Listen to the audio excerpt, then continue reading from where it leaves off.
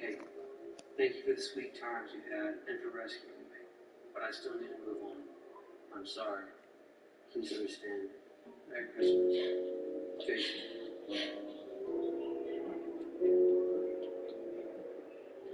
What a day. Hey. What's wrong? Look, I'm sure you're a really nice man, but what I need right now is a stiff drink and a shrink. Kate, sometimes you just have to start anew. I wish life were easier. Kate, the only person standing in your way is you. So step out of your way and go get him. Go tell Jason how you feel and let him know. Make him listen. And then make him believe. It's going to take some time. But I guarantee you that someday soon he will listen. And he will believe. Where's the landing pad? It's 2 miles down the mountain. 2 miles? My car. Okay, oh, 2 miles. What Make it. now? Hey. Slide. Come on, let's go. Do you know how to ride this thing? What do you think, Kate? There's only one thing I know better. What's that? Who's been naughty? Must be nice. Hoo-yah! You can radio the helicopter, see where they're at. You okay?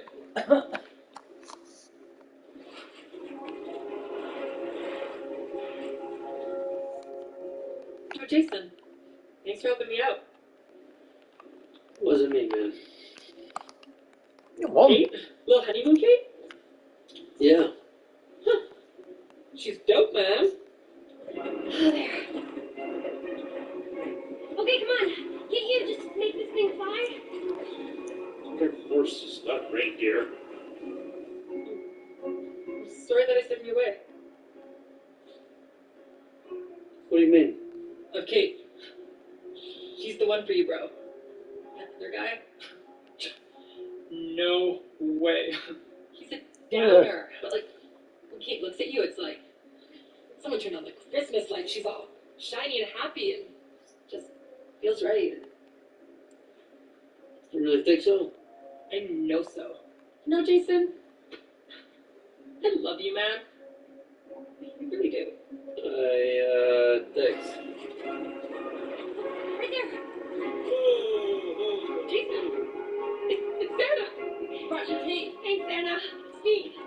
Mike! Over here! Jason! Hey, what are you doing? I thought I told Anthony to give you that letter. I came here to give this back to you. You can't. I can. You can't. Yes, I can, and I will. I want to start anew. Anew? Over. I want to start over. How we met, it wasn't fair, and I think that we owe it to ourselves to start over again. You're married. You can't have feelings for another man. I know. You're right, but I never had feelings for Alex. But I know that I have feelings for you. I know that with all my heart, and this is my romance novel, Jason. But in real life, I love you, and I have faith in us. Please, forgive me. No.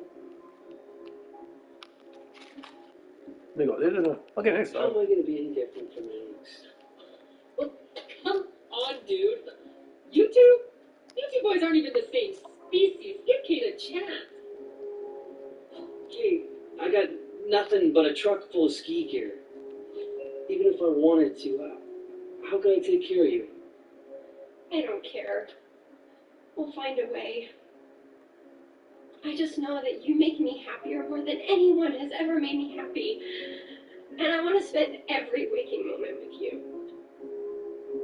Please, just one more chance. Come on, Jason. One more chance. One more chance. One more chance. One chance? I'm sorry, are you okay? I've never been better.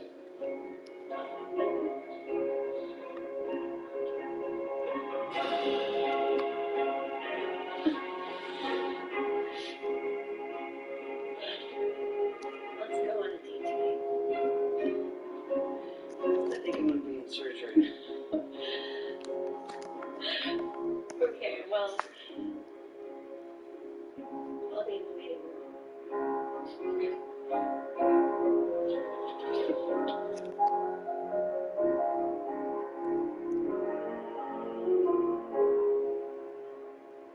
So there. Yeah. Oh my God. Your new Yeah, orders are that's keeping me busy. Chapel. Barely have time for my accounts. Well, she is tenacious, as is her business. Yeah, how's the RV? Did you get the one I told you about? Yes, the one with all the bells and whistles. It's pregnant. Okay, send him out. Send him out. Here they come.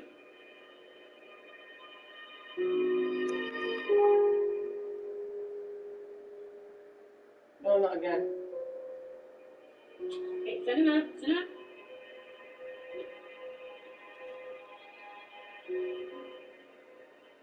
What happened? Not again. Where is she? Where? Oh, where's my sister? Where's Kate? Please? Are you kidding me? Oh, where's Kate?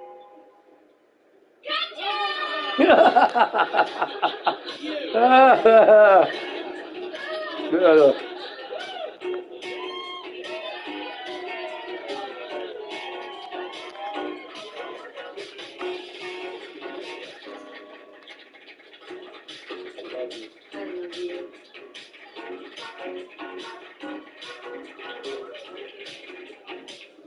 Can't see her. Camouflage.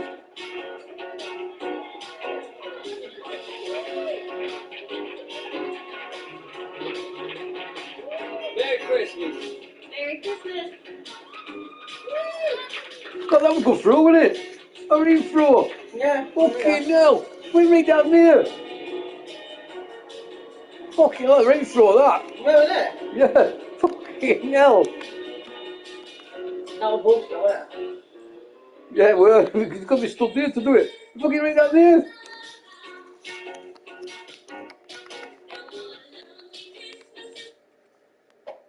Oh, this is my smart meter Is it? display. It shows how much I fucking energy dated that I use cunt. daily, weekly, and monthly. Dead. Money code. Refillable buffer. Giorgio Armani. Life. It's like a cocktail. The more we mix and connect together, No, your England way. Your Tremel got no, revised its way. because the world tastes It's better Tremel you got. when we do us. Yeah, I know. Wonder that trick going on. Is that every girl? Isn't it? Yeah. Fucking money out at bank five. Huh?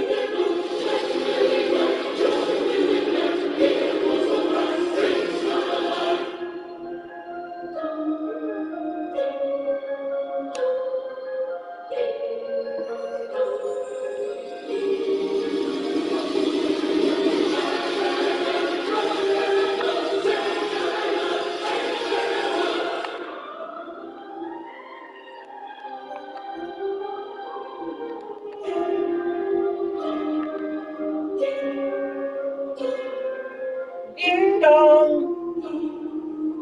Ding dong. Nobody does it better like Christmas.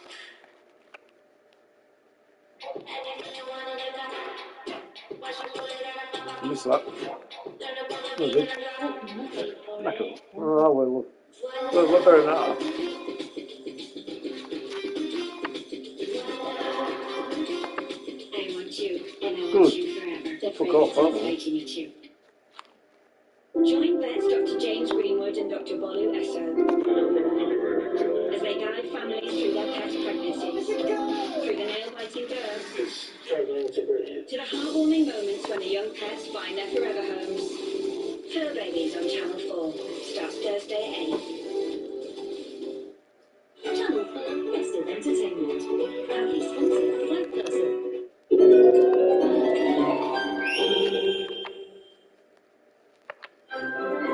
Welcome back to the Christmas Right, speech. do that, you twat. Stocking sewers are Right. sprinting down the competition's festive finishing straight. I think I might have bitten off more than I can chew. I've got the offer Chloe that is loving all the Ron other Kieran. artist creations. Ron Kieran, It's Ron looking Kieran, amazing. the ball, Shirts, from me. I'm going to explain it. Yeah, Yeah, looks well. really exciting. Yeah. The excitement is on hold for Michael as he tries to avoid sewing the craft room's fixtures and fittings to his neck. Nearly sewed the tablecloth to this there. Simone's 1970s stocking is loud and proud and coming to life. I am just stuffing the stocking. It's not the easiest to stuff, it's more of an ornamental stocking, to be honest. And Nicola is road testing the dinosaur Helter Skelter on her fun fair themed stocking. So I have to find the magnet. I'm hamster,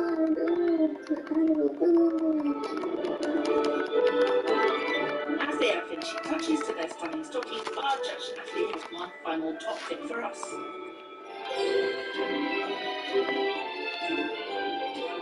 So one of my favourite sewing techniques is hand basting. Use anywhere where you need to sew precisely, but you need to hold the fabric in place. A basting stitch is a guide stitch to enable precise machining and is removed afterwards. Here, Natalie is basting the bias binding of her festive placemats. The needle is relatively stationary. I'm just bending the fabric back around the needle, so I'm folding the fabric and bringing the fabric to the needle rather than taking the needle all the way out of the fabric. By using longer millinery needles, My finger. it allows her to Bastard. get two I heard folds that. into the fabric. And they're on approximately a straight line, a line that's good enough to use as a guide for sewing later. A perfect hack for your seasonal sewing needs. Oh my goodness, I don't know where the time's going. Oh, As the dear. stocking competition takes down the final seconds, our festive four are furiously finessing their fab fireplace footwear. I don't know how much time's left though, at all. Slightly pressured. It's as neat as can be.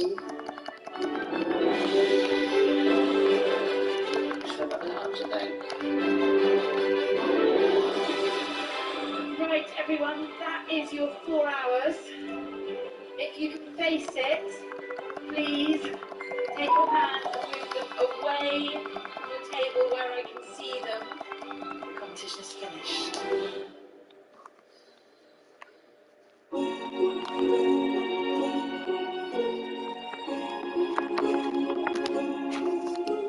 Dive, dive. We'll Today's dive. festive foursome have blown my socks off, or indeed blown my stockings off with their incredible creations.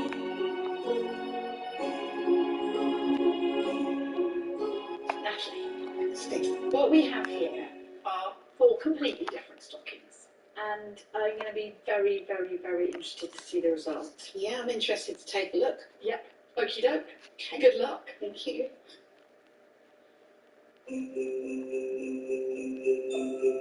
First up is Nicola's Funfair themed stocking. Who doesn't love a magnetic dinosaur spiralling down a helter skelter into the carnival village below?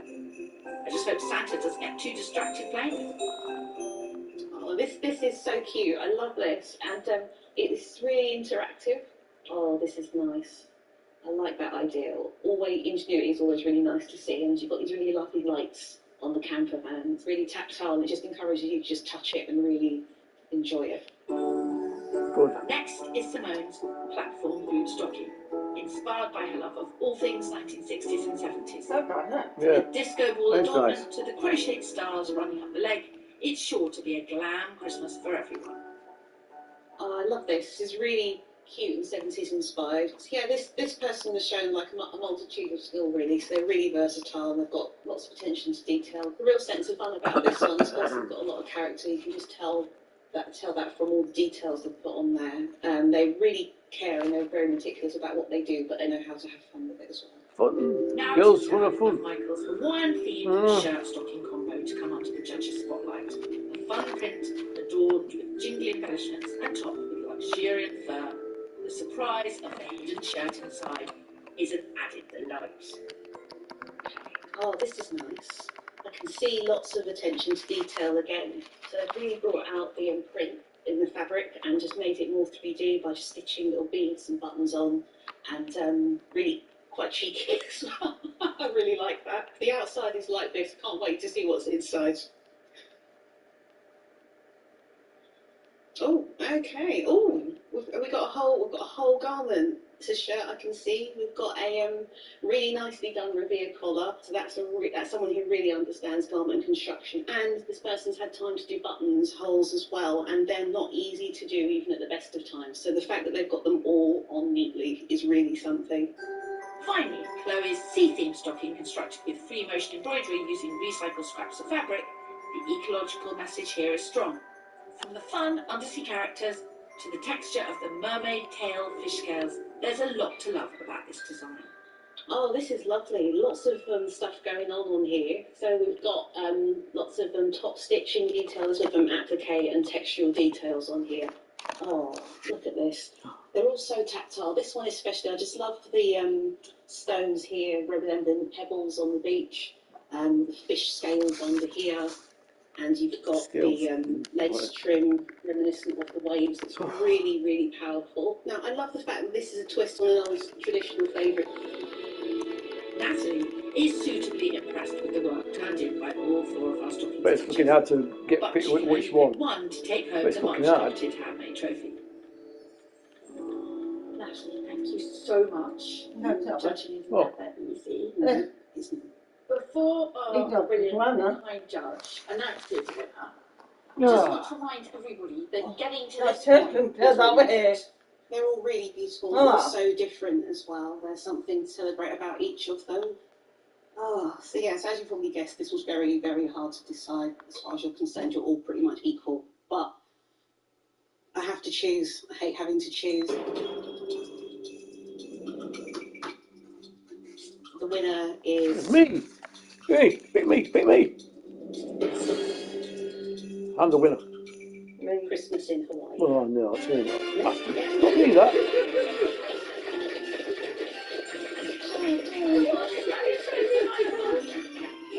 Oh, thank you. It's really cool. Thanks, guys. a wonderful win for a talented designer and sewer. It had to be the jingling bells on the shirt for me. It was so playful and just put a big grin on my face. Feel good. Feel pleased that I got finished in time, and amazing that I won a trophy. It's brilliant. Now that I've won, I'm gonna keep on sewing and making clothes, and I might even treat myself to a new sewing machine. I know that Father Christmas visits Hawaii. I'm sure he leaves something for people on campsites, and for mermaids and dinosaurs. Whether or not you get something if you spent the night in a disco, that's another story. But let's hope everyone wakes up to a very Merry Christmas!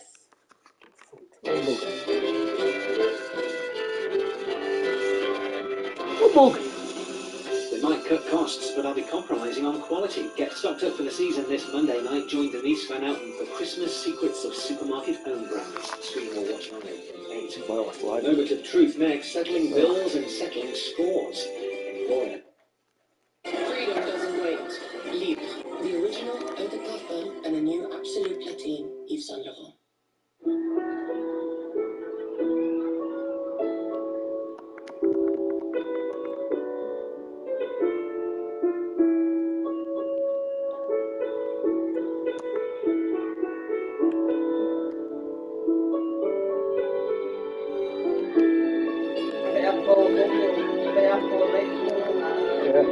I was one, Cass. I was one, no.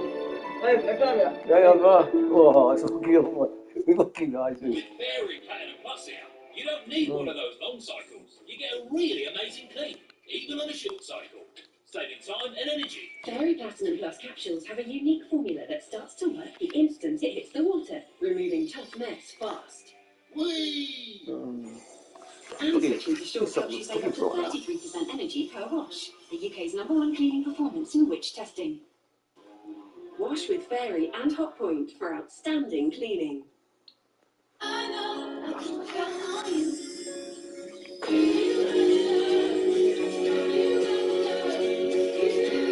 Pandora loves Unboxed.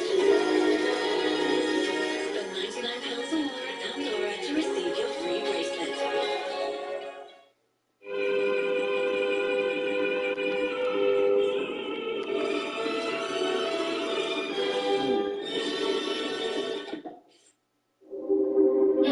Being myself is the boldest thing I can do. Get what next year now, love. I express yourself. Have to get one next year now. Treadmill. Yeah, no.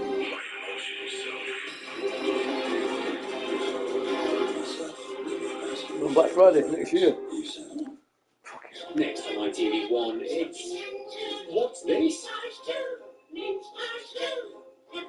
How many said it was coming? It's stupid that. No, it isn't. No, it's Tremor's device for it.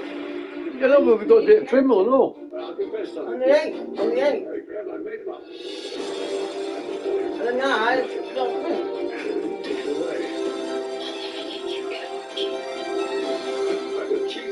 So, see what happens. Yeah, see what happens. I'm not putting on another one. No chance.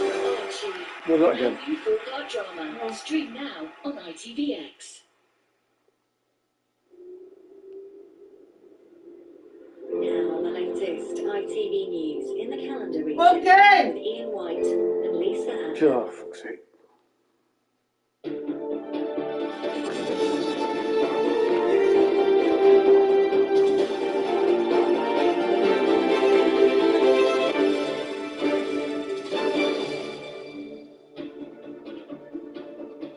Good evening and welcome to ITV News. This is Friday night's calendar. Yes, hello, good evening. Here are tonight's main stories.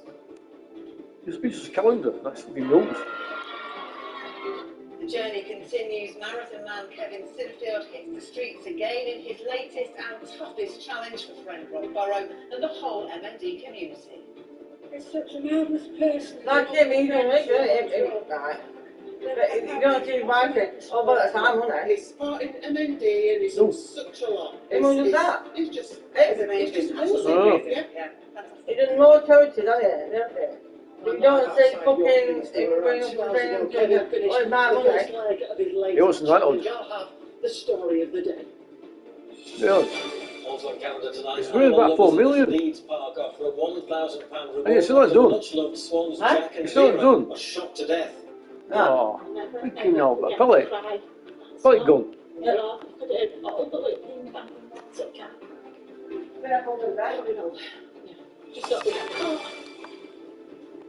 Weather-wise, for the first weekend of the new season, definitely clear skies, but some frost, ice, and maybe even some freezing before. All the detail for the next few days a little later on. And keep on laughing. We'll be joined in the studio by Chesterfield's Bernie Clifton to talk about 50 years in showbiz, meeting the Queen and his part in the England band.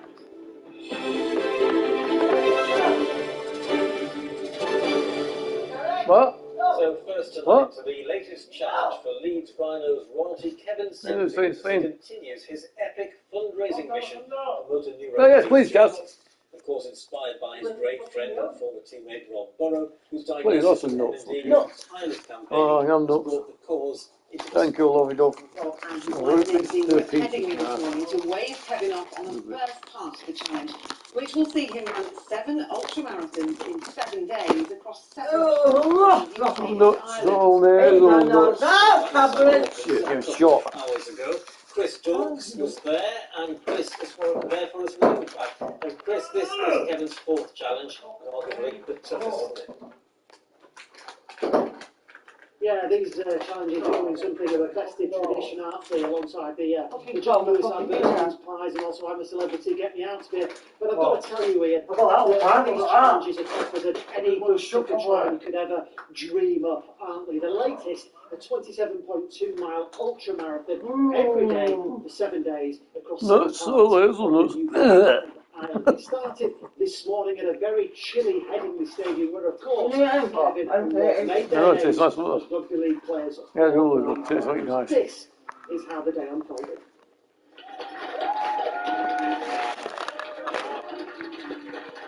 Heartwarming applause on a cold December morning. Rob Burrow, the inspiration for his great friend and former teammate Kevin Sinfield. Their Sinfield. friendship, the reason Kevin why Sinfield Hope is. turned out to win Kevin off on his latest fundraising challenge. Rob Burrow is a massive import part, and we've even named a house team after him for our sports, and he's made such a big difference, and we're so happy to come out here and support him. What do you think of what Kevin does for Rob? amazing. He raises so much money for him, and I think it's a really good thing for him. What we found over the last few years are the interactions we've had with people who've been what's made this show special. So we look forward to those. They might be fleeting, but still that smile and a nod and a wave and a thumbs up makes such a difference. You don't see what Captain is watching. No. Kev is an inspiration to so many people. What he is prepared to do for the MND community is wonderful, and I know it is appreciated by thousands of people around the country and across the world. I always say that. I hope he knows I would do the same for him. Yeah, would. So there we go. Kevin Sinfield begins his money raising challenge for motor neuron disease charities. 7 ultramarathons in 7 consecutive days across 7 parts of the UK and Ireland. By midday, supporters and former teammates gathered at Seaford Hospital.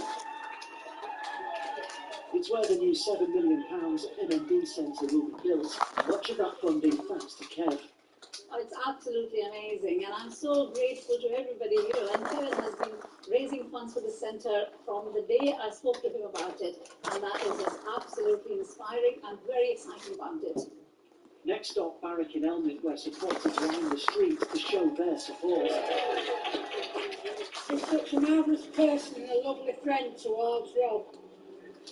How can you not come out and support him? Yeah. He's lovely. MND and he's done such a lot. He's just amazing. Absolutely amazing. Yeah, fantastic guy. With Leeds and the sunshine long behind him, Kevin arrived at a misty York racecourse by mid-afternoon. Those joining Sinfield for the extra mile couldn't see the supporters, but knew they were there. I don't know what's happened to the weather. I think it's added something into the atmosphere, though. You can hear all the voices. I'm not quite sure where they are. And under the shadow of York Minster, hundreds more gathered to cheer Kevin and the rest of his team across the finish line. Then the hero of the hour addressed the crowds. Someone you've not spoken to for a couple of months, you've had a daft fallout or whatever. Please pick the phone up. Let's look after each other. Let's make this a better place. Let's look after the community. Profound words from a man with a huge pair of lungs and an even bigger heart. As ever, incredible stuff, Chris. But it's just another day for Kevin Sinfield, really, isn't it? Is there anything he can't do? No. Exactly, Lisa. You know, I've said it before, I'll say it again. Everyone needs a friend like Kevin Sinfield, don't they? You know, they set a target for this challenge, his latest challenge, of £777,777. 7, of course, significant because that was the number that Rob Burrow wore with such distinction for the Leeds Rhinos throughout his career. They've already raised £214,806 already, and that's just after the first day, so no doubt they're going to completely smash that target as well. Well, after Kevin finished the first leg of his race outside York Minster, I spoke with him and I started by asking how he felt that first leg went. Yeah, what's that? It was beautiful. It was sort of, we came out of Headingley and it's sort of frosty and cold, but blue sky, and the sun came out a little bit, and then we hit the A64, the freezing fog set in, and it was pretty grim with the HUVs flying past, but you know, coming to a place like this, it's support, it makes it all worthwhile. Chinook. For them, a big community, and people who generally care. It's been a special place for us all, and we don't know whether we get something similar to what we got last year. I can hear it. This is incredible. Get it loud. Spotlight on routes as well. Yeah, well, you know, I think even on the barren parts of A64, people were there to see us. Certainly at Headingley, you know, we had a great send-off. We can't make people enough because it's 1 and 2 degrees. It's pretty grim, and I think people understand what we're doing and want to support. And you know, for all the team, for all of us, it makes it so special. And every step's worthwhile. Going on to Cardiff tomorrow. Looking forward to that. Yeah, I am. Yeah, we when we put this together, a big part of planning the cities was the MND numbers, and we've got big numbers down in South Wales. So as you heard there, the challenge continues tomorrow in Cardiff. Then it's across to Birmingham on Sunday, then up to Edinburgh, then across the Irish Sea to Dublin before coming back to the British Isles and Brighton before finishing in London next Thursday. You know, superhuman feats of endurance. Really, The guy simply is a superhuman being. Different He countries. absolutely is, Chris. Chris, live in a very chilly York, definitely. Anyone, come in. You're watching If Friday you Night have, Canada. Thanks for extra being with us. Still to Yeah. come tonight, we'll be joined in the studio by Chesterfield funny man Bernie Clifton as he looks back on 50 years of making the nation laugh and hobnobbing with royalty. And today was the start of the new meteorological season, and it definitely felt like winter out there. But what about the weekends? All the detail, and of course your photos, a little later on. What? Fuck on. The funeral's taken place of a 15-year-old boy who died after being stabbed near a school in Leeds. More than £17,000 has been raised in memory of Alfie Lewis, who was attacked in Horsforth last month at the end of the school day. A 14-year-old boy has been charged with his murder. The National Crime Agency says a wanted man has been arrested in connection with a nine-year child sexual exploitation investigation in Rotherham. As part of Operation Stovewood, 48-year-old Shahid Hussain has been arrested in Bulgaria. He was on the run for 5 years and was wanted in relation to an alleged got him. 14-year-old girl Can't in escape. 2003. A man who was found in a Pontefract street with serious injuries last month has died in hospital. Police believe 25-year-old Luke Thompson was punched and fell to the ground before being hit by a black Ford Fiesta on Sunday, November the 19th. 4 men who were arrested in connection with the incident have since been released on bail. Well, now to the awful story of Jack and Vera, a pair of swans who've been killed in the Leeds park that they had called home. The Stephen Lee senseless shooting of the 2 swans in Middleton Park was That's a jail sentence, that fucker. shocked and appalled. So much so that an anonymous swan lover is offering £1,000 reward to help anyone who can catch Jack and Vera's killer. And we should give you a word of warning that Fraser Moore's report shows images of the injured swans. This is Jack and Vera in happier times, on the lake in Middleton Park, with one of the several breeds of sickness they've lived here since they arrived 7 years ago. The community in and around the park took Jack and Vera under their wings, so the news that the pair had been attacked has been difficult for them to understand and painful to bear. Cruel. Now they'd pop their heads up over the wall in the morning about 10:30 and we'd say, "Here come Jack and Vera." We just named them. And we'd take the food out and we could feed them by hand. And then they'd swim away, come back up again about 1:30, do the same thing. It was just lovely. You must be so upset. Very much. I spoke to some people yesterday and there were tears in their eyes. It's such a shame because they were the centre of the park. People would come with families and young children, visiting school parties, and now all that's gone through this senseless killing of these birds. People just can't Jail sentence, that. the kids down. Protected. To, like, feed the swans, and everybody looked out for him. It was just lovely. I can't believe they've gone. Just horrendous, just awful. X-rays of the birds show that Jack was shot just once and died at the lake. Vera initially survived, despite being shot 6 times. But sadly, the animal sanctuary which rescued and treated her couldn't save her life. Michelle, who runs the cafe in the park, says finding the injured swans is something that will stay with her forever. The guy at Swan Sanctuary, he came, walked up there to him, which didn't get him that, get the swan out. And do you know what? I'll never ever forget the cry of that swan. We're all we could hear it all the way up the embankment to the car park. Horrible, yeah. But just hope they get caught. And so do many others, including the person who's offered £1,000 reward for information that helps catch the killer.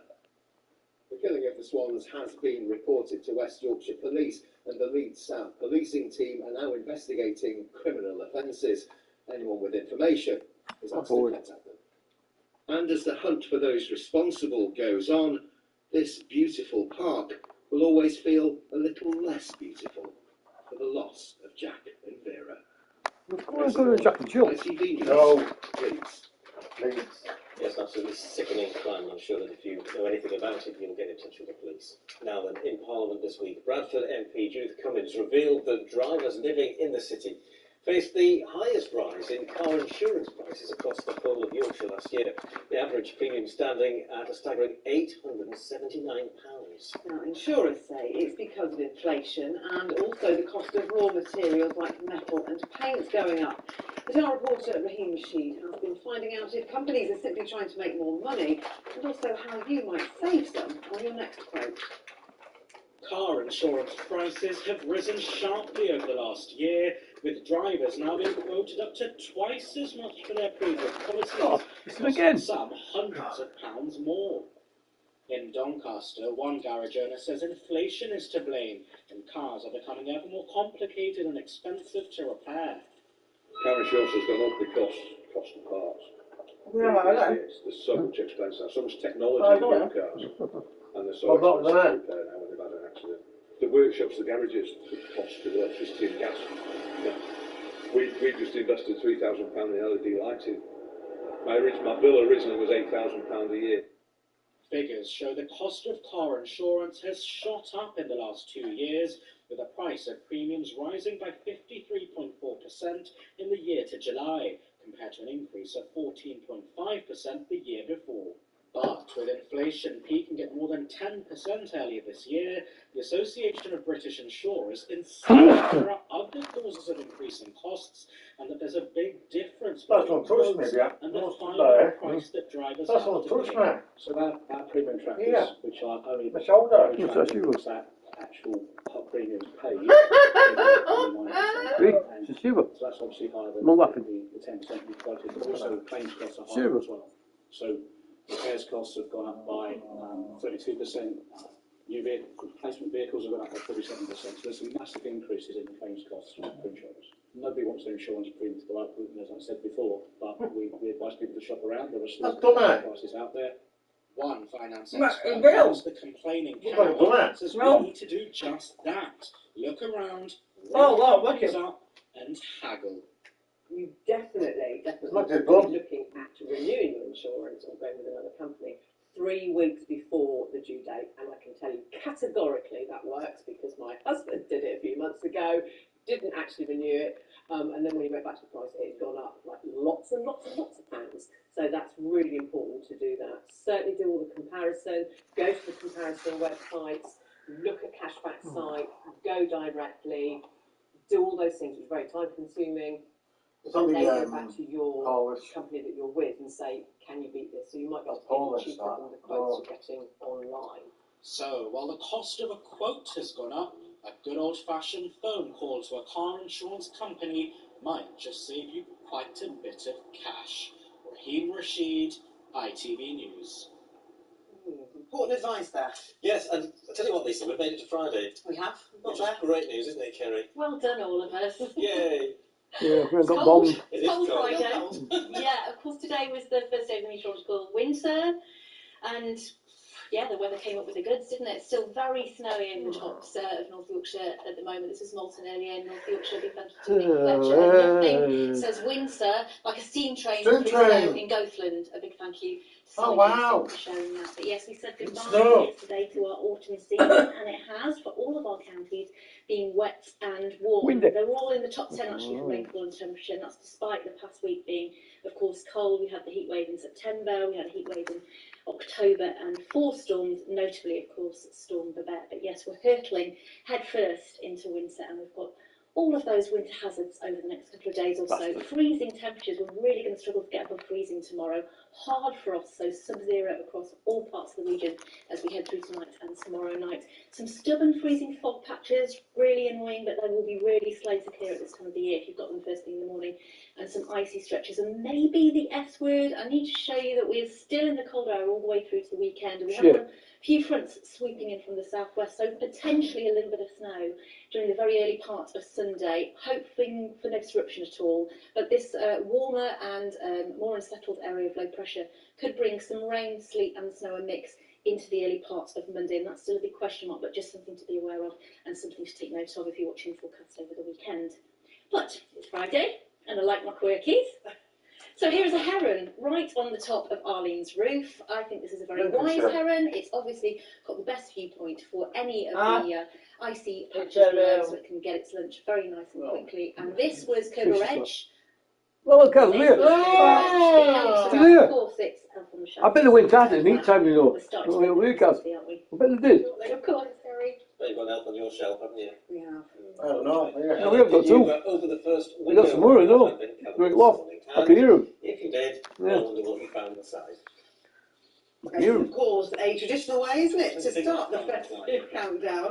What did you find? Chocolate. Oh, yeah, well, that is traditional, but everything from beauty products to toys to books, and even pets can have their own version. Yeah, they're definitely a lot more luxurious than the calendars I had as a child, and they've got a price tag to match too. Catherine Walker's been taking a look at where the Advent calendar began and how it's changed over the years. Forget the chocolate, the countdown to Christmas has had a commercial rebrand. From alcohol to tea and even chilli sauce, modern advent calendars are filled with all sorts of treats. And it's a change that's divided festive shoppers in Doncaster. It's gonna be yours, it's gonna up. Traditional Go. Yeah, Yeah, even but the yeah. chocolates, cheap chocolates, Yours are gone up. far better. The barrel that's outside. Yeah. Yours gone up. The other thing that's really stupid is people prove the expensive ones. I was thinking of I phone, have phone. got one before, Where look at and I do kind of think it's worth it because you do get good stuff in them, but that one. I think it's each to their own, and it depends. Too expensive. No, would you just stick with chocolate then? Yes. No, we can't afford chocolate now then. Advent calendars, as we know them, have a long history, dating back to the 19th century. The first Advent calendar was sold in Germany Got four in now. 1951. It Four. was made of On cardboard yours. with You got pictures four. of Bible verses hidden behind little doors. More than a century later, the first chocolate Advent calendar You're came alive. to the UK in When's now? 1971. Yeah.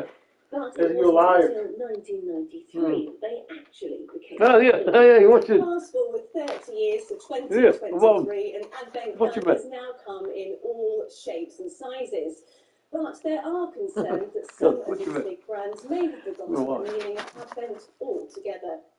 Advent isn't just a numerical countdown to Christmas, it is part of the sort of Christian tradition of fasting before the feast. So technically, traditionally, Christians would have no meat in that run-up to Christmas, Shit, won't we? and then Christmas Day would be Well, the feast day. We won't have no meat. Every Why? sort of food you Well- could imagine. So Advent was a period of fasting. Mum's alright because she's Catholic. But we're not supposed to eat meat. Fasting. We're supposed to fast. Simplicity of Christmases past, Alison makes Stop saying. What is this on here? Advent calendars to Just stop raise saying. charity. She says more of her customers want I'll fucking die with no food. People like tradition. Like chocolate. And I I mean. think for some people it's fascinating. It's going back to their childhood and their Oh, memories. yeah. And I think it's really important. But us two, Paul, we're Christians, so we got a fest. We can't eat no Just wrap away, until put Christmas away, Day. too big, just fold away into small. That's up shit. Pop them in the cupboard, bring them out the following year, and they tend to be a nice memory. So, whether you want to embrace Yuletide of old or want a modern calendar with all the trimmings, one thing hasn't changed. Snow be on it soon, won't it? After all these years, Snow be on we're it still soon. using Oh, you know, so that'd be good, wouldn't it? Down on the freeway. Snow. ITV News. Bloody hell.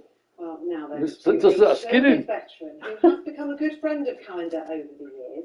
Entertainer There's Bernie Robin. Clifton has been making us laugh for half a century with his, it says here, ridiculous, but definitely hilarious act, riding around on the back of Oswald the Ostrich. Of course it's Oh, ridiculous. yeah. Now at the age of 87, Bernie, who lives near Chesterfield, has finally got round to penning his autobiography. It's called Crackerjack to Vegas, and I'm delighted to say that I Bernie remember him. joins us in the studio now.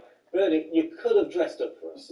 Well, I've Oh, got my old working Yeah. jacket on, and it's faded in under the lights. Have you noticed? Hey, listen, this went to Vegas, but it was made in Barnsley. All good things are. Can't All be- good things can't are. be- Yeah, they are. Now, what about this book, mate? Come on, why has it taken you so long to write it? Well, it's a life story. It Hello. started, I've always been a late starter. Oh, yeah. And Yeah, Paul. I'm now refusing to stop. Now I'm in fifth gear, and it's Oh, yeah. all downhill. I'm just having a great time with lots of ridiculous you got stuff people in watching it. there. And Two watching me all now. over the years, plenty of instances Me? of why I'm I am watching that. a veteran. Charles watching that. But Oh. I was in a shop Sorry, the isn't other it, day, and the bloke said, there was Hey, everybody. a programme on the other day, it was like put together all these acts from the Right. Royal Variety Show. I said, oh, what was it called? He said, oh, I don't know, some programme about has-beens. Might be because you're watching me. So you've got So to be somebody else careful watching me. when you talk to the public. But it's a great ride, and I'm delighted to be here talking about it. And still, still makes Let's me go. laugh today, old Oswald. And you've been all over, like you say, Royal Variety. So get that fucking bloke. England band, you've done everything. Yeah, we went to Beijing with the England band, which started in Sheffield, nearly. of course. And then I feel I just caught his leg. If you can Or go leg. to Beijing carrying a trombone that you can't play, I think you'll agree you've got some nerve. And I've developed a lot of that working in Yorkshire as a club turn for many, many years. You develop the skin of a rider. I'm sure You really know that's the word. And you made the Queen cry, didn't you? I did make the Queen cry, yes. You don't forget to bring back. In the best possible way. I was told that she was crying with It's tears done of London. laughter. And she did congratulate me on the Royal Variety Show a few years ago no on girlfriend. my energy and my creativity. So, Lots of highs and lows, Bernie, but this year's been a tough year, hasn't it? Because you lost your son, didn't you, earlier this year? yeah, it's been an awful year for the family. We lost my big lad in January this year. Just went into taken his hospital and went downhill, and unfortunately never came out. So in many ways we shelved the book for many months, but it's been a great sort of a medicine for me to actually pull myself together and get it finished, and it's out now. So it's dedicated to Stephen, and I'm just grateful to have so many stories. The good times as well. There's been bad times, but plenty of good times. I'm grateful for that. You have had plenty of good times. You've had plenty of good times right here. I mean, we haven't seen you here at ITV Yorkshire for a while, but you're no stranger. Yeah, I was here, and it must be 40 years now. I was one of the regulars on 321. There was a team with 10 watchers, and we used to turn up and we'd do these marvellous sketches. I wish I could see them now. And then I'd jump in my car and I'd tramp down to a holiday resort somewhere in Great Yarmouth the same night. We were working, and we're grateful for the work when there was plenty of work to be had. And it's fair to say that, you've said you're 87 years old, but you're not stopping, are you? You're carrying on. It's too late to stop. I think it's downhill now in the best possible way, and the brakes are off. So there might well be a sequel, although as Barry Cryer, a Leeds lad, was often heard to say, I'm not even buying green bananas, so I might go out and risk a green banana. Well, why not? Well, yeah. You've got to got work. It's not a bad thing to do, that, is it? No, that's right. Banana. Yeah, and of course you live in the Batch. You're near Chesterfield. Yeah, I'm just down the road. They keep me in this village on the other side of Chesterfield on the basis that as long as I'm there, it'll keep the council tax down. And look at you in the stars. Look at you on stage there with David Williams and many a famous face at that Royal Variety performance there. Well, David Williams invited me onto the Royal Variety Show, and we came down last, me and David, after everybody, and Robbie Williams and Lady Gaga, they all stood back and said, and welcome. But unfortunately, Lady Gaga didn't miss a chance. She would open a photograph taken with me on the ostrich, and she looked me up and down and said, not while you're on that thing. Right, Well, from that those ball, famous pull that faces ball. to another famous face, it's Kerry with the one. 4, 3, Good 2, visibility. 1. Let's go. Kerry sponsors ITV Yorkshire weather. Hello again. Yes, all very cold as Minus one now. we head Yeah, into it's going to get cold weekend. now. First thing this morning, frosty, plenty of blue sky for many. This was along the River Wharf. A big thank you to Sharon Meadows.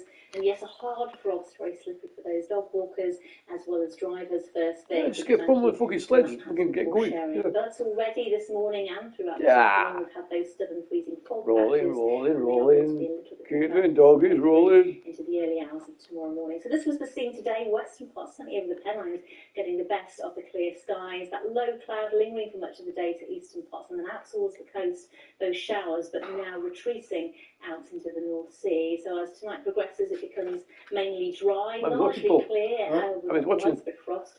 Temperatures really taking a tumble, but those dense freezing fog patches It's gone now. will be more widespread and more dense as we head into the early hours. So it could be quite problematic. Got back this now. morning Back was you, with mate? fog and No, frost the fireworks Oh, is outside. stretch Got late back. into and through for Right, come on. and for Saturday.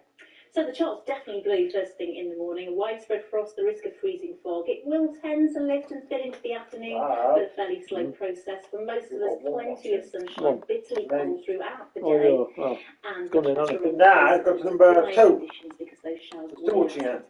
Still watching it. now. Yeah. Into that cold air as we head through into tomorrow night. We are expecting a few showers, perhaps to clip southern and western parts of the region. A lot more cloud around on Sunday, still feeling cold. Hopefully the system's staying south as we head into Monday, a little less cold maybe.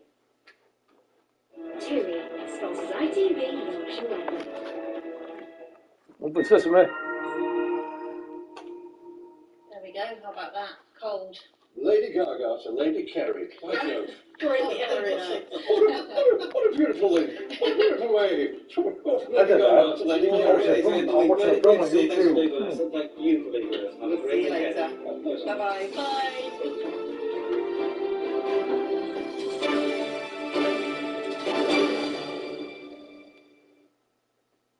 After a week-long truce, war comes back to Gaza. Hamas says more than 100 people have been killed today. Back to Israeli war. military is once again telling civilians to flee the areas it's bombing.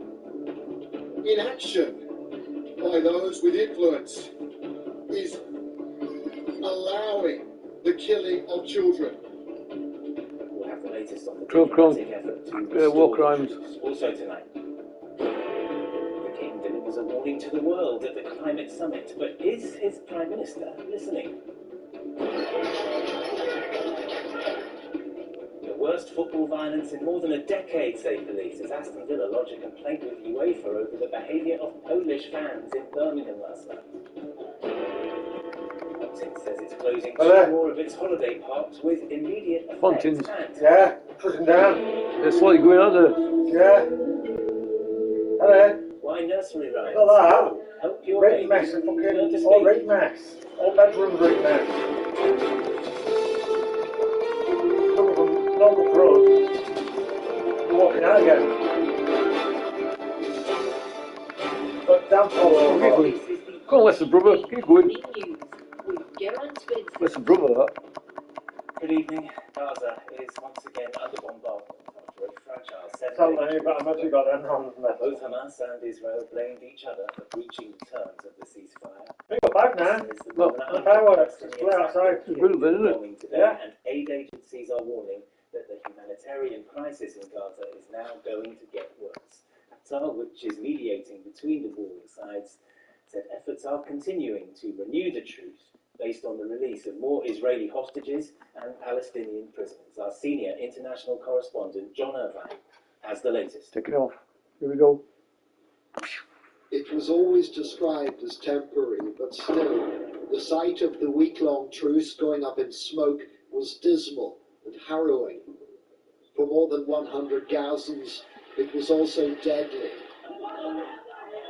The scenes of the biggest hospital in southern Gaza are a reminder of civilian vulnerability, their lack of protection, and the sometimes very basic nature of their response to attacks by the region's most modern military. For aid workers seeing it firsthand, it's heartbreaking. Inaction by those with influence is allowing the killing of children. This is a war on children. The difference a day makes. These were the peaceful and crowded streets of Khan Yunis in southern Gaza yesterday. The forced evacuation of more than 1 million people from the north has doubled the city's population, which means it has also doubled the number of potential civilian casualties. The Israelis have produced a digital map with hundreds of grids that will be declared places people should avoid as the southern offensive unfolds. This is one of the areas that Israel has already encouraged Gazans to move to. But for those who've done so, it offers a bleak existence. Death would have been easier better than this life. I wish they'd bombed us in our home rather than come here, said this woman. The Americans have told Israel that the massive loss of civilian life before the truce cannot be repeated. The problem is that the Israelis regard Khan Yunis as the center of gravity for the Hamas leadership. When the temporary truce came into effect on this day last week, the Israelis believed they had killed 5,000 Hamas terrorists out of a total force of roughly 25,000, which means Israel has some way to go to achieve its stated aim of destroying Hamas. The terror group has been launching rockets into Israel. These are interceptor missiles going up to meet some of them over our Tel Aviv office this evening. These Hamas pictures show last night's release of the final group of hostages.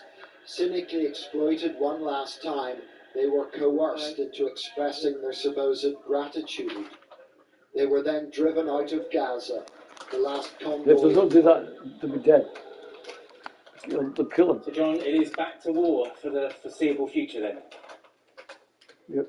Until it's all been flattened. Yes, I think, Geraint, that many Israelis would actually tolerate that. Over the last week, they've watched their people come out of Gaza under some duress. They've listened to horror stories about their incarceration, and many Israelis are glad to see the war resume.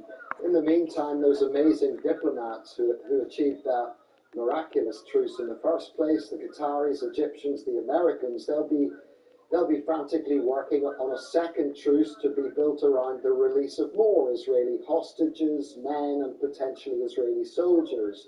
The big difficulty is that Hamas will want to exact a higher price for those people. And I don't think the Israelis are in the mood to be terribly generous on that one. There is a belief here that ceasefires actually let Hamas off the hook to some extent.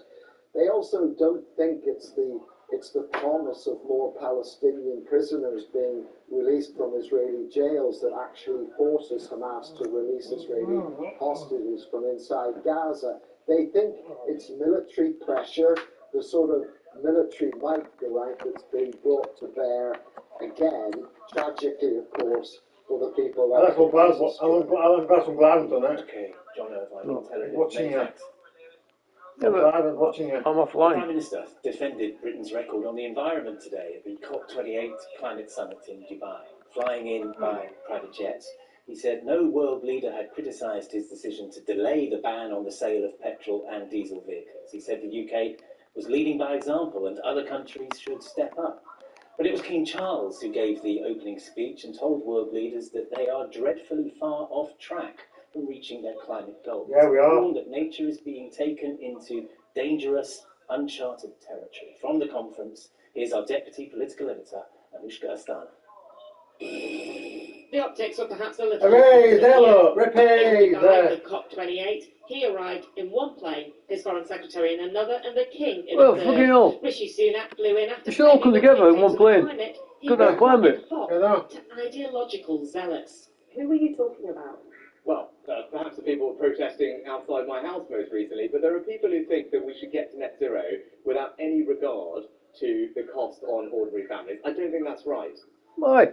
But inside Just the do it. grand venue, Mr Sunak insisted Britain was a world leader on climate, as he posed with prime ministers and presidents who strode through the site, 170 of them, from every corner of the world, Brazil, India, Pakistan, and among them, King Charles.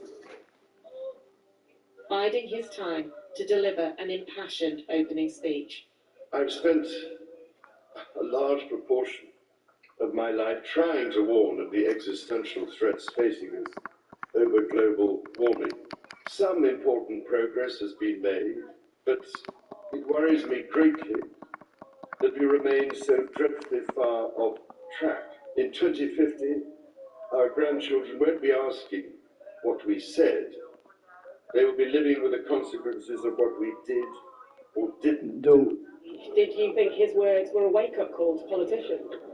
I thought it was an excellent speech, excellently delivered, and I think as politicians and all of us around the world, we're very much woken up to climate change. That from a current Prime Minister. This from a man who'd like to be our next one.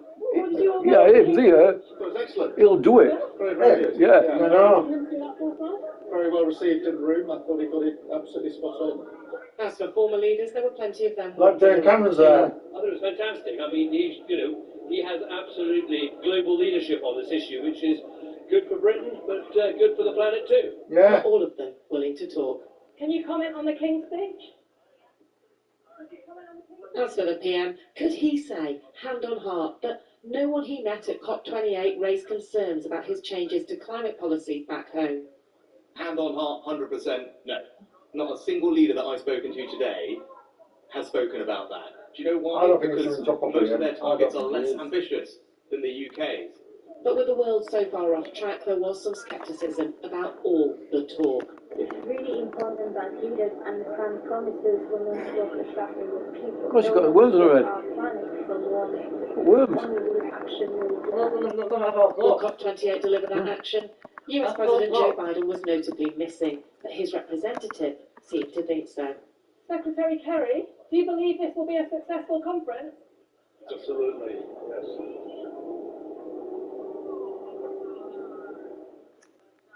Rishi Sunak was criticised for being on the ground here at COP28 for only around 12 hours, but he argued it's not about his time here, it's about what the UK does. And the truth is that although today was the glamorous one with the world leaders, it is after they leave that their negotiators get down to the detail. We've had good news with a new fund for countries hit by loss and damage, but now the more contentious issues. Can countries like China and India be persuaded to upgrade their short-term climate plans to get us on track? And even more controversial, the issue of fossil fuels. Will a conference hosted by a petro-state with an oil boss as the president really get to the language on phasing out fossil fuels, or will it go for a softer option?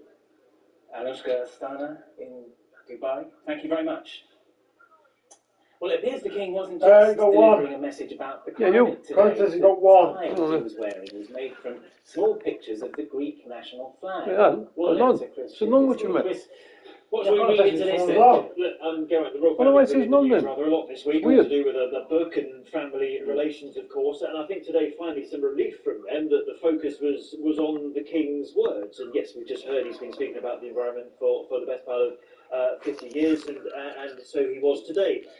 But attention then turned to what he was wearing, and it's not something I say very much on this programme. Take a look at this picture of when he was meeting Rishi Sunak. You will see he's got a blue tie on. If we then zoom in on that blue tie, you see it's made up of little Greek flags. Now, what's the significance of that? Well, if we take ourselves back to earlier in the week, cancelled a meeting rather abruptly with his Greek counterpart over this row of the Elgin marbles, or the Parthenon sculptures that are currently in the British Museum in London, but they were, in history, they belonged to the Parthenon in Athens. So the King wearing this tie, everyone said, well, why was he doing this? Now, royal sources point out to us, it's just a tie. He wore it, 10 days ago when the Koreans were in town. But either he's short on ties, or this is a particular favourite one of his, or he was wearing it for a reason. I can tell you this, that in Greece tonight, I've been talking to some journalists in Greece, and they say it's gone down very well there, because they think this is the King siding with them, that the Parthenon marble should be returned. They should be returned. They don't want to us.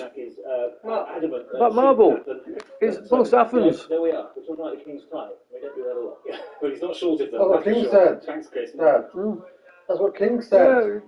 Don't want to us. Mr. Stupid. Were attacked by Polish football fans outside Aston Villa's ground last night. They threw flares and missiles at officers in what West Midlands police called disgusting and highly dangerous scenes. There were 46 arrests.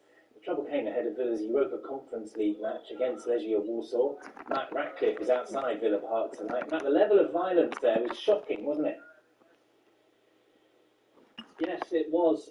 Police said today that it was violence related to football, not seen here in more than a decade. It started before the match on the other side of Villa Park to here, where police drove back Legia Warsaw supporters to stop them from getting to the ground, and it escalated into clashes between police and supporters. Flares were thrown, one even hitting a police officer in the chest, burning his face.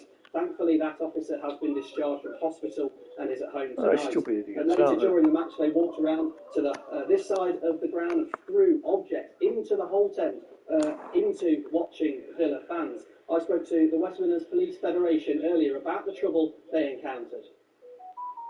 The level of violence which was displayed by the Legia Warsaw fans was unprecedented. We've not seen that kind of violence in over 20 years in the West Midlands policing area. Officers were injured with soft tissue damage, broken hands. We've got dogs who were injured by walking broken glass, and horses from the Thames Valley policing area were punched and kicked.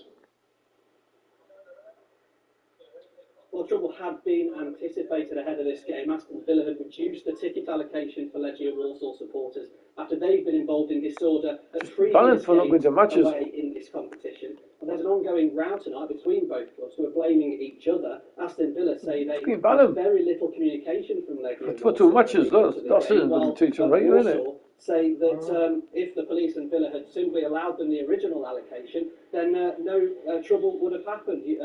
Aston Villa have complained to UEFA tonight, who has condemned the violence, so they're looking at all official reports before deciding what to do next. Okay, Matt, thank you very much. Now, the SNP president, Michael Russell, has announced he's resigning to take up a new role. Russell has been the party's president since 2020 and a member of the party for almost 50 years. The Scottish Education Secretary plans to move to a new position as chair of the Scottish Land Commission. You got to show you on there. We're done. No. Social media You got to show you on there, but you show you on here. It didn't come to the bottom, it's from watching, man. She remembers If you watch me now, it'll come up on bottom. she's ever met and said what happened to her was sickening. A 16-year-old girl and a 16-year-old boy both deny murder. Pablo Taylor is at Manchester Crown Court. Pablo, what did the jury hear today? Well, like this one, like that one. Today the jury were told more details about the moments after Brianna Jai's death, including claims by the prosecution that her alleged killers tried to cover their tracks. The two defendants were 15 at the time. Yes, sir. Yeah, I think there. No, not that one. Nothing wrong. You go to for the of luring Brianna to you her death in February you of put this airplane year. mortgage 16-year-old plane. was seen leaving That's one her of them. house Let me before get along. heading to a park near Going in Warrington. jet. That she was found dead later I'm trying to that fly day, having been stabbed and trying to not multiple avoid times. it. Well, Avoid today the jury it. was Yeah, showing a but not social people. media post made by Girl X just hours after That's the all right, attack, in which she mayday. paid That's tribute on there, to that's Brianna, on saying, That's why they called it. claiming that she was I say you should have got fire brigade out and put a form at runway and land on it. was No. quite sickening. The jury was also shown police body cam footage of the moment Girl X was arrested Girl X. later that same day, in which she asked But Girl officers D? if she's being handcuffed because she was one of the last people to see Brianna alive. It was also claimed today that before his arrest, Roy Y had conducted Boy Y? internet searches, Girl X? trying to find breathing methods to relieve stress and anxiety. And in messages between the two, Girl X asks Roy Y if he has anxiety because he's afraid about being caught by police, and he responds by saying probably. The pair both deny the charge of murder, and the trial here continues on Monday. Pablo Taylor in Manchester, I should say. Thank you very much. United. There's plenty more to come. Yeah, we are in United. Christmas holiday celebrations. Well, Hunter's mum. Seaside resorts suddenly closed. I'm closing down. He'll go into a ghost town, innit? Again, like that one. We went, remember? It was short. Yeah. With that again. They've got that, look at that, I've got people complaining. That's the fucking complaining now. Yep. It's been right mess. I felt such a strong connection. He told me he Where'd was you a say? spy. The man who writes off, he didn't No. actually exist at all. The scouts injury cards. I'm deleting him right now. An unbelievable true story. The other Mrs. Jordan. Mrs. Jordan, I know her. Great one. When you find your perfect match. From must-see reality to daring dramas. And of course, anything starring Lil Old Me. Whatever it is you're looking for. ITVX marks the spot. ITVX, the UK's freshest streaming service. The computer system Post Office spent an arm and a leg on is faulty. No one has reported any problems with Horizon. No one. You're responsible for the loss. I haven't got that money, and I don't know where it's gone. Post office. Deficits will most likely caused by you. That is the post office case. Our hopes or savings down the pan. That was a lie, actually. We are fighting a war against an enemy owned by the... Look, now, mark this gone off. 143 now. My fireworks This is were about the outside. reputation of the post office. Do you know what it's about people's lives, you moron? Finally, 555 of us now. Ready to tell our story. Mr. Biggs vs. the Post Office. Coming soon on ITV1 and ITVX.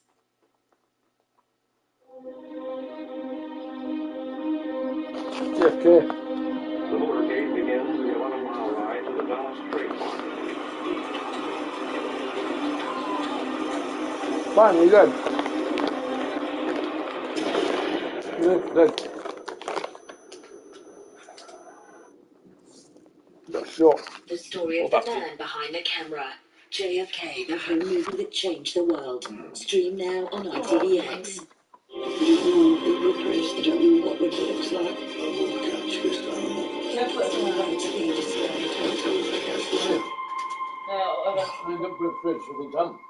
Long after that. The Long Shadow. Stream the full Long series bastard. now on ITVX.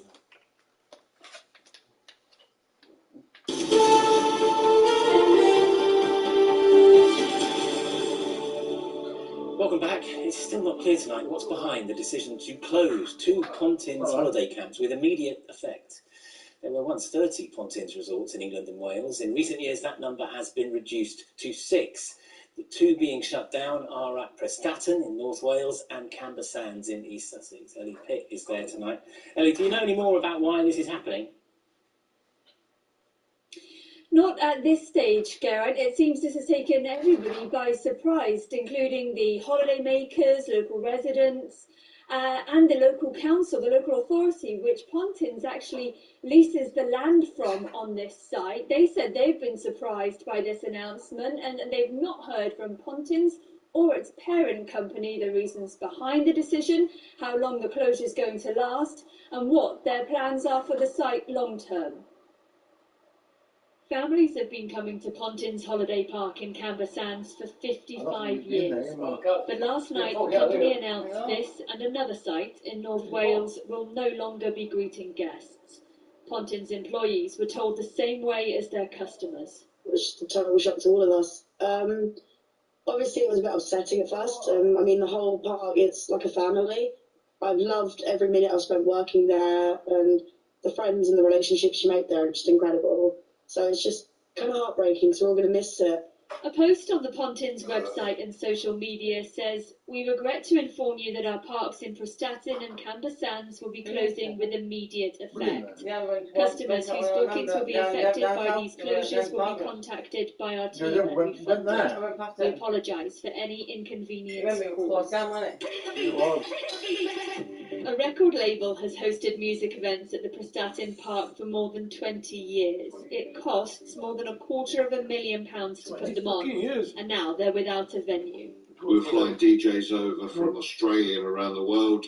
We've invested in deposits and we've got a lot of money already into this particular event, so it will have a massive impact. And in Camber, during the summer months, nearly all the evening customers at this bar and restaurant come from the Pontins Park. I can only see it being a struggle. If you're losing, 3,000 people for this full capacity, then, it's bound to have a big impact.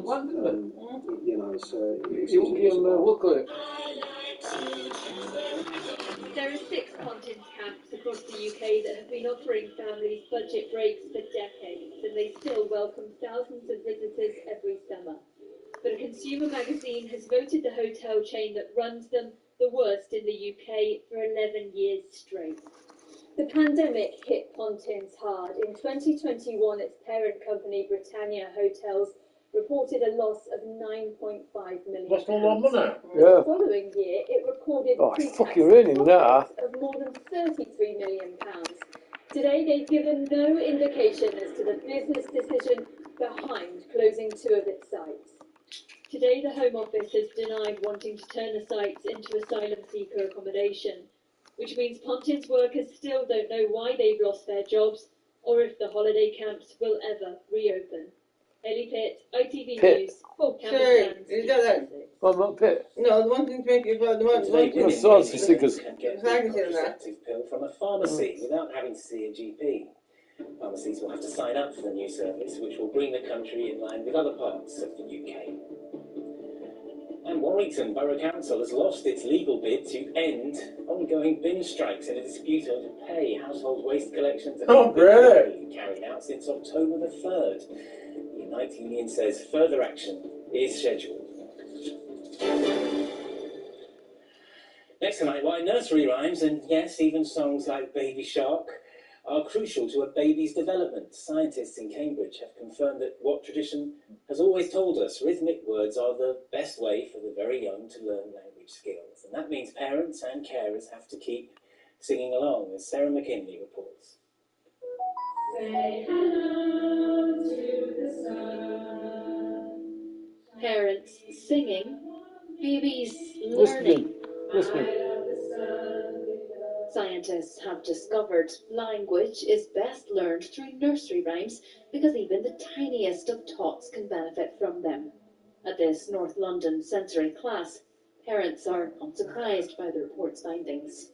When I put the song on at home, it's her favourite song, and she literally flaps her arms and she's so excited by the music. One morning she was having a really hard time waking up, and then I started singing the Say Hello song, and she immediately jumped out of her bed, signed up for it, being like, oh, Go baby, to please get out fucking of the house. sleep. But then actually she's loved the classes so much more.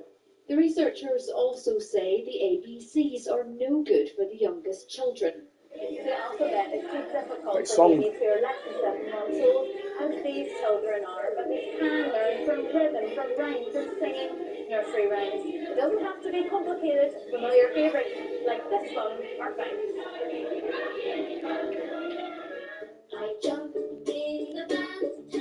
Their new favourites too. Kids show Coco Melon has a bath song that has 6.5 billion views online, while Baby Shark has 13 billion. So lots of little ones are clearly practicing at home already. Well, if this seems like a lot of babies in one room, the actual study was comparatively massive. 100 infants were monitored.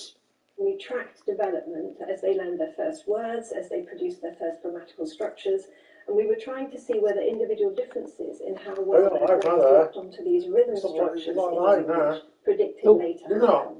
No, what? The advice from the University of Cambridge: sing early and sing often. Sarah McKinley, ITV News. There's always more of the day's news on our website, itv.com/news. Now, it is just coming up to 7 o'clock. But first, let's go to the wheels on bus go round and round, round and round, round and round. The camp's a flat. where former Health Secretary Matt Hancock's evidence Bangkok. Find out how your Christmas travel plans will be affected by train strikes. I'll be live on the red carpet with the A-list stars of Maestro, a biopic tipped for plenty of success at the awards.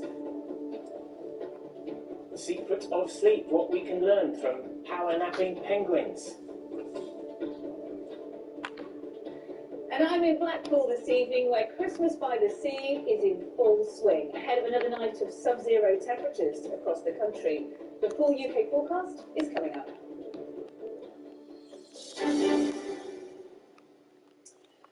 First, as King Charles told the COP28 summit today, it's our children and grandchildren who will be living with the consequences of our actions on climate change, and we have a special report now on the new technology which will be key to limiting global warming. To reach the target of cutting emissions by 2050, we will need innovations like carbon capture and the development of green hydrogen. It's all technically possible, but it will have to be done on a much bigger scale to make a difference. Our science correspondent Martin Stew looks at the cutting-edge technology which could protect the planet.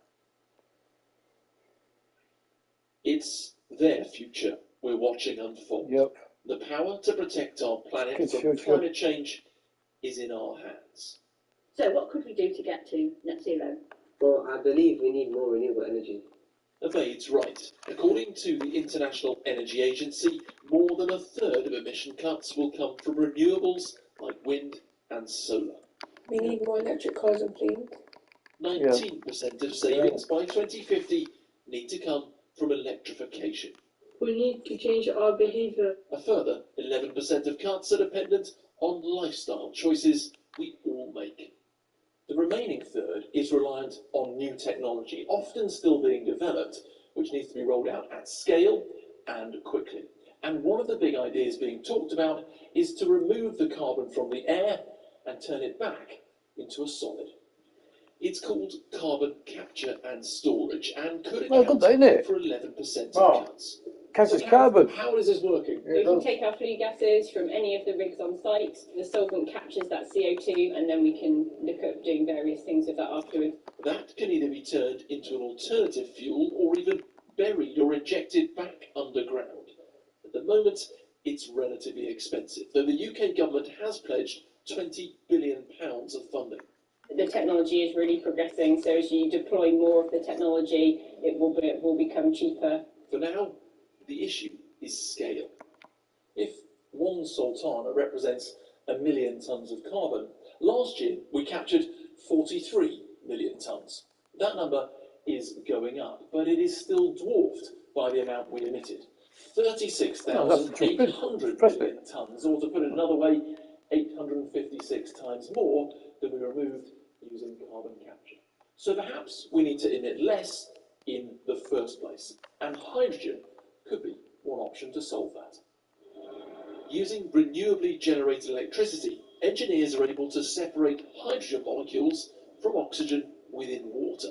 So-called green hydrogen is then a clean fuel which emits only water vapour. It's exciting, but it's in its infancy. We're looking at a situation where we're going to go from sort of de facto zero green hydrogen production to the equivalent of about 2 nuclear power stations worth in the next 6 years. It's technically possible, but it represents a rate of deployment that we've never seen before in the United Kingdom. The same impact as hydrogen and carbon capture combined is to use technology to make existing processes greener. At low carbon materials in Newcastle, waste products which used to be burnt instead are being turned into carbon neutral aggregate for roads and concrete. Most people would think about maybe changing to energy efficient light bulbs or turning their heating down, but not many people think about the carbon footprint that the materials they buy, use, or maybe even the materials that their house is built out of. The green economy is estimated to be worth $10 trillion by 2050. Businesses looking for a cut in Dubai will promise the earth, but do the next generation trust them to deliver their future? It's all based on the government. We make goals, we make targets, but nothing's happening. I think we should stay very positive, because if we're always negative, we always think it's not going to happen, it's not going to work. Suzanne, you got this? Can we do it? Can we win? Yes, we can. That's our science correspondent Martin Stew reporting. Now let's get an update on what's making the news tonight. The 7-day truce between Israel and Gaza came to an end today. Hamas and Israel blamed each other for breaching the terms of the ceasefire. Israeli fighter jets struck parts of southern Gaza, killing more than 100 people and wounding dozens more, according to the Hamas-run health ministry. King Charles has warned the world is dreadfully off track in reaching key climate goals as he addressed global leaders at the COP28 climate summit. He told delegates in his opening address that 2050 our grandchildren won't be asking what we said, but living with the consequences of what we did or didn't do. In your hands, See, I like it. an unmissable opportunity. I don't like the fucking government. Our Government common shit. hope alive. It is shit. I can He's only not urge wrong. you to meet it with ambition, He's alright. imagination, and a true sense of the emergency we face. He was in government, that shit. Two sites of the Which popular one? holiday parks, Pontins, have closed with That Prime immediate Minister. effect. They are Oh, no, I like it. in Sussex and Prestatyn in North Wales. The company has not said it was prompted the move to shut down the sites, but did confirm that affected customers would get their money back.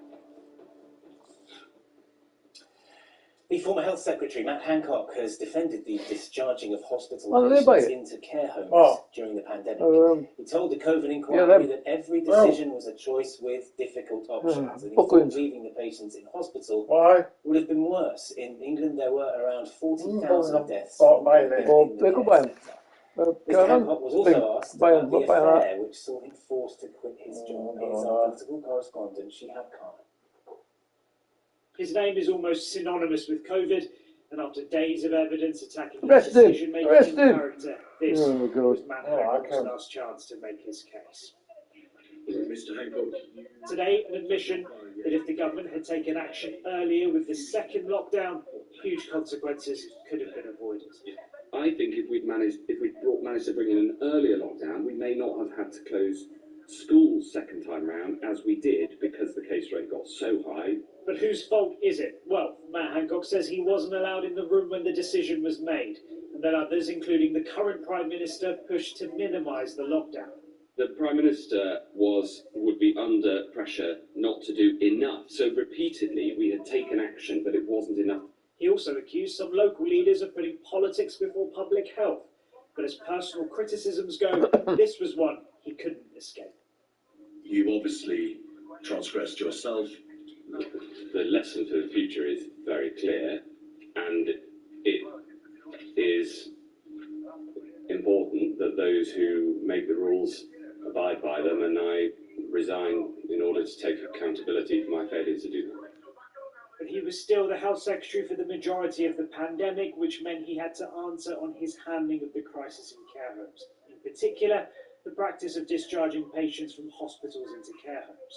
I fear that if we had left those patients in hospital, those who were medically fit to discharge, that's what there is shit a high there. likelihood that more... That's the shit, my ship's over there. And nobody has yet brought me a solution to this problem up and then. that I think, even with hindsight, would have resulted in more lives saved.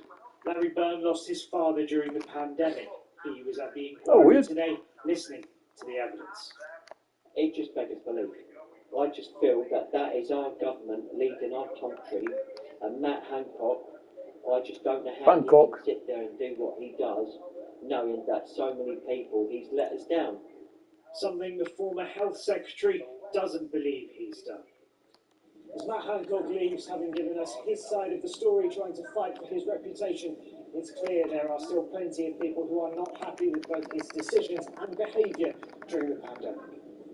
But today, in truth, was a warm-up, because the main act is next week, when it will be Boris Johnson who's under the spotlight. Oh dear. Yeah. Well, and that will be Bronson's going. viewing. We've already had some of the key Charles protagonists Bronson. from the pandemic take part in the inquiry. Two former health secretaries, one former chief of Medicine Number 10, Dominic Cummings, and now it is the turn of Boris Johnson, the man whose job it was to steer us through the pandemic, the man who got the virus himself and ended up in hospital, the man who broke the COVID rules that he wrote himself, and it will be his turn to face scrutiny of the COVID inquiry.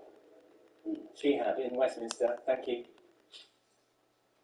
Train drivers have voted to continue their strike action over pay for another 6 months. ASLEF made the announcement as drivers started a week-long overtime ban in England. Well, our political reporter Jasmine Cameron-Chaleshi is at Waterloo Station in London. Jasmine, it sounds like it's going to be more misery for rail passengers then. Bastards. That's right. So train drivers represented by the union ASLEF have begun 9 days of industrial action, which will see drivers suspending their overtime and engaging in a rolling programme of 24-hour walkouts. Now, 16 companies, train companies across the country, Super twats. Oh, they are.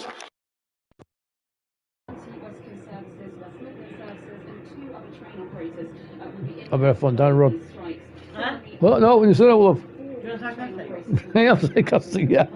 I am sarcastic. Well, Sam used to say that. What? Yeah, no, did they? Yeah. For phone dollar rod. Yeah. With a block toilet up.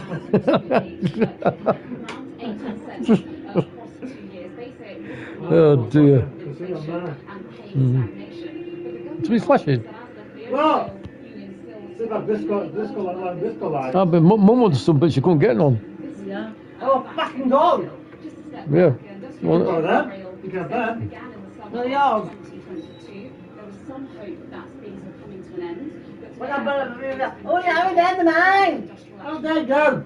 yeah, the mines, yeah. Yeah, well, yeah, the mine. Oh, yeah. Where's my knife? That one. Yeah, watch this. Sneak up on her. Watch this, sneak up on her. Bring it back. Thank you very much. Time for more on that story and to find out how the strike. Oh, take that. To the ITV News website. Everton have formally lodged an appeal with the Premier League's judicial panel over the 10-point deduction handed to them. The decision triggered protests from fans after the club breached financial rules. The appeal board will now hear and decide on the case before the end of the season. Revealed that England's Rugby World Cup winner Phil Vickery and the former Wales half Gavin Henson are among more than 200 players taking legal action over brain injuries. Brain injury, I got brain injury. RFU and WRU failed in their duty of care. And Arsenal's Beth Mead is expected to be back on the pitch for England as the Lionesses take on the Netherlands tonight in the group stage of the Women's Nations League. I'll come flying, I think. International appearance in just over a year after her recovery from an